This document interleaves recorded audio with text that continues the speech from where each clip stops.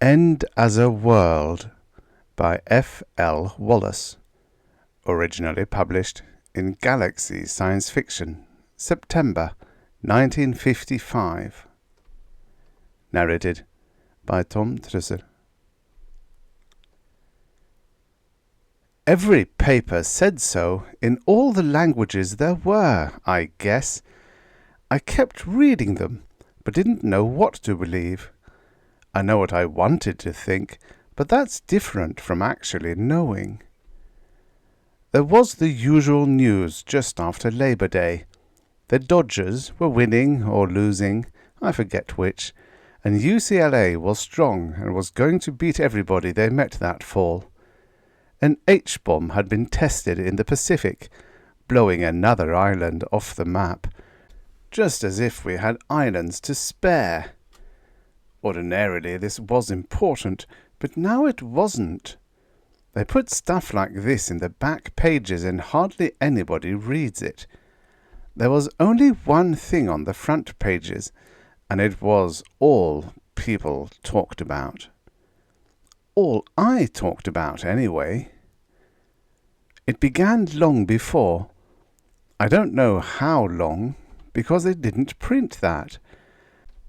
But it began, and there it was, right upon us that day. It was Saturday. Big things always seem to happen on Saturdays. I ate breakfast and got out early.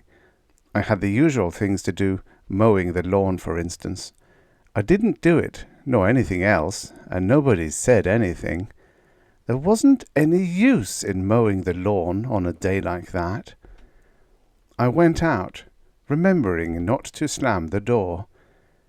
It wasn't much, but it showed thoughtfulness. I went past the church and looked at the sign that was set diagonally at the corner so that it could be read from both streets. There it was, in big letters, quoting from the papers. "This is the day the world ends." Some smart reporter had thought it up, and it seemed so true that that was the only way it was ever said. Me, I didn't know. It was a bright day. People were out walking, or just standing and looking at the sky. It was too early to look up. I went on. Paul Eberhard was sitting on the lawn when I came along. He tossed me the football, and I caught it, and tried to spin it on my finger. It didn't spin. It fell and flopped out with crazy bounces into the street. The milk truck stopped, while I got it out of the way. I tossed the football back to Paul. He put his hand on it and sat there. "What'll we do?" he said. I made a motion with my hands. "We can throw the ball around," I said. "Nah," he said. "Maybe you've got some comic books." "You've seen them all," I said. "You got some?" "I gave them to Howie," he said, thoughtfully screwing the point of the ball into the center of a dandelion. "He said he was going to get some new ones, though. Let's go see." He got up and tossed the ball toward the porch. It hit the railing and bounced back into the bushes. That's where he usually kept it. "Paul," called his mother as we started out. "Yeah? Don't go far. I've got some things I want you to do." "What?" he said patiently. "Hauling trash out of the basement, helping me move some of the potted plants around in front." "Sure," he said. "I'll be back." We went past another church on the way to Howie's. The sign was the same there.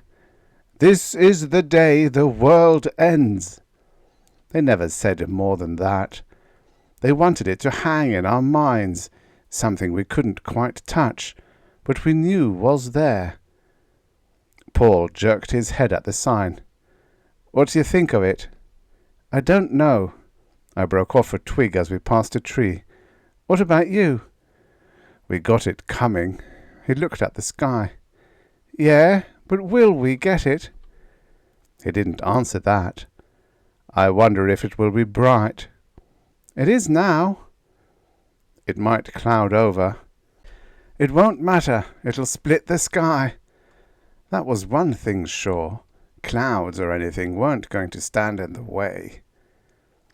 We went on and found Howie. Howie is a black, smaller than we are, and twice as fast. He can throw a football farther and straighter than anyone else on the team. We pal around quite a bit, especially in the football season. He came out of the house like he was walking on whipped cream. I didn't let that fool me.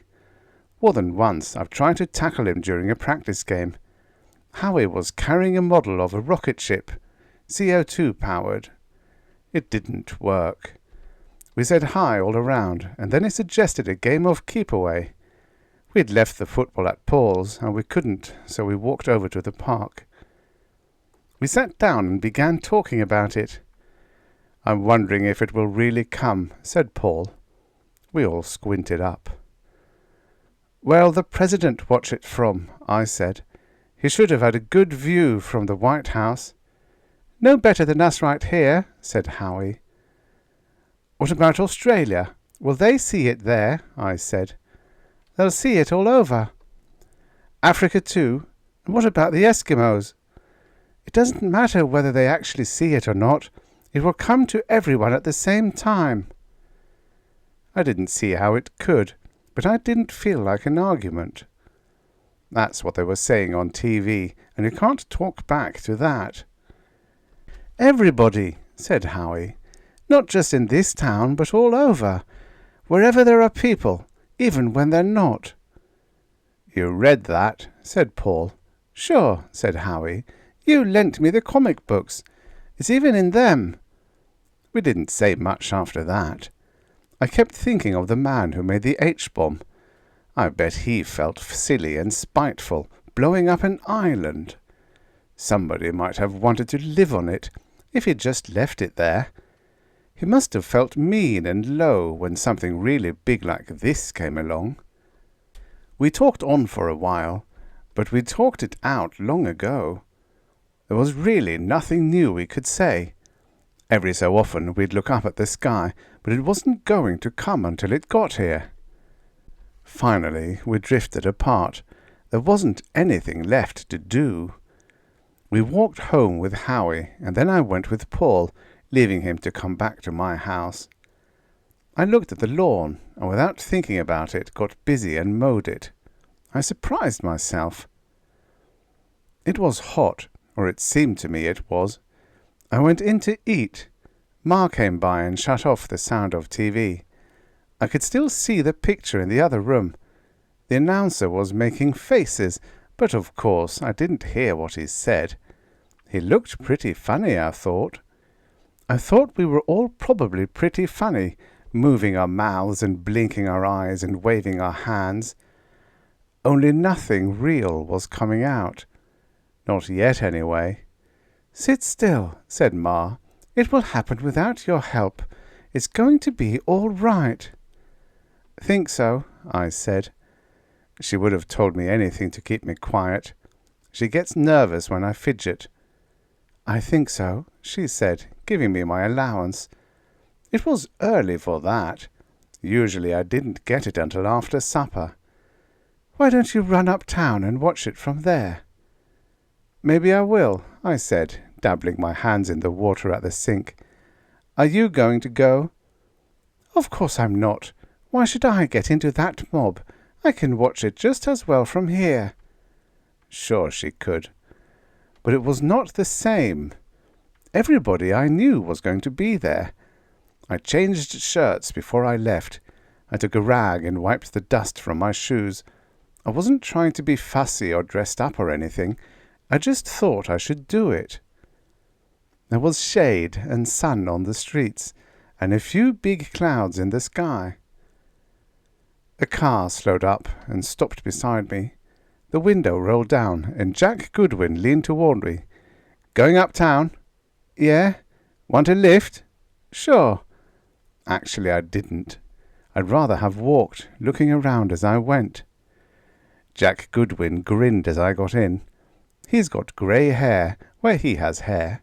The rest is bald. He looked me over.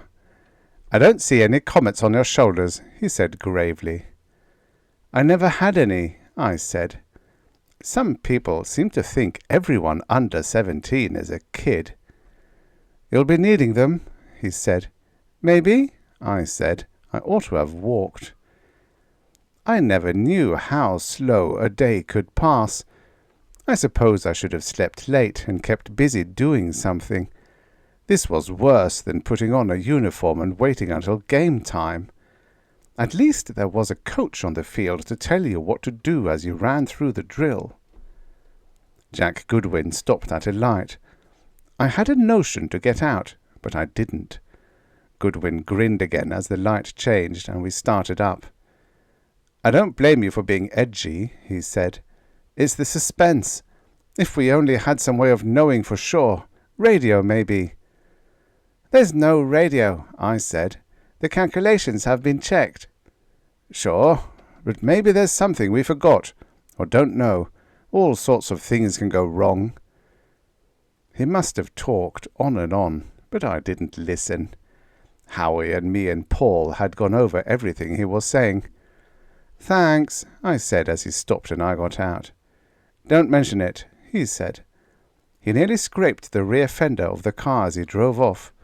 It was a new car, too. He wasn't so bad. Maybe he was just worried. I wandered to the newsstand and looked at magazines and pocketbooks. Old Lady Simpson didn't ask me if I was going to buy, and didn't chase me away. She was busy arguing with some customers. Even so, it was the first time she didn't pay attention to me when I came in. I had a good chance to look at things I never buy. There was nothing in them I wanted to see. I was thirsty. I had a Coke and was still thirsty. I asked for a glass of water, drank half of it, and went out. Down the street there was a TV set in a store window. I watched it. They were showing a street in India, people looking up. They flashed all around, to Italy, China, Brazil. Except for their clothes, it wasn't much different from here. They were all looking up. I did the same. For the first time I noticed there was a slight overcast. Big billowing clouds had passed, but this was worse. I hoped it would clear away in time. Not that it really mattered. It was more crowded than usual for Saturday, but at the same time it was quiet. People were shopping, but they weren't really buying much, or else they bought it faster. Nobody wanted to miss it. They all seemed to have one eye on their lists and another on the clock. Howie and Paul came up the street, and we nodded and said something. A few other boys from the school passed by, and we stopped.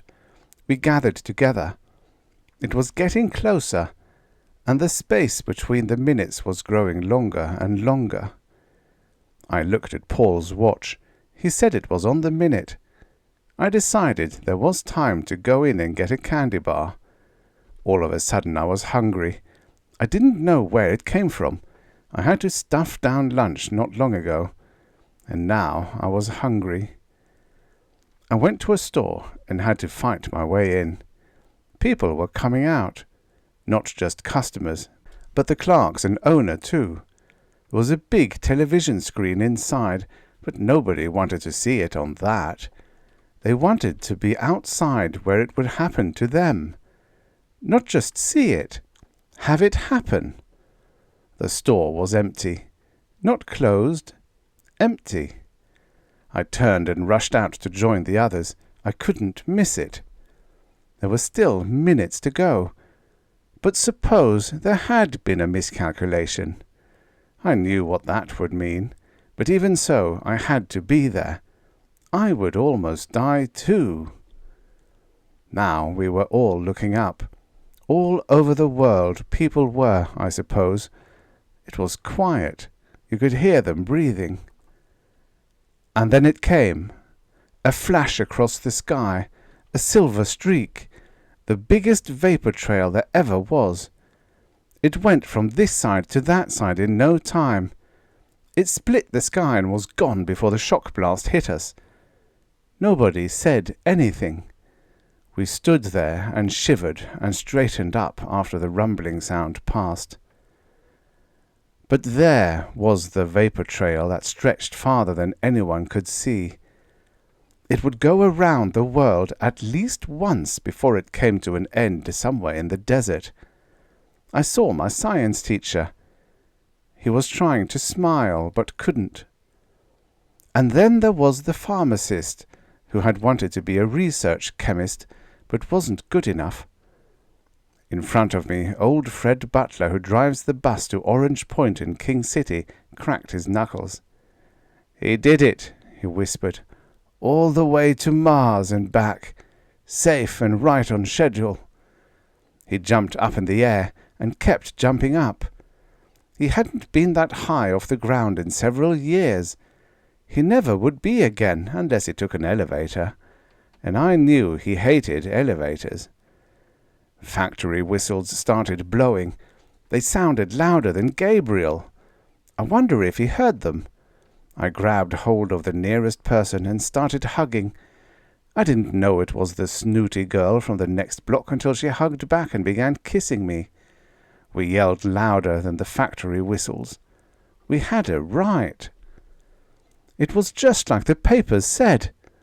This was the day the world ended. And the universe began.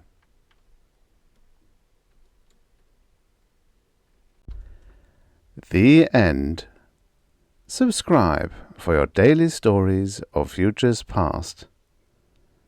Second star to the right and straight on till morning.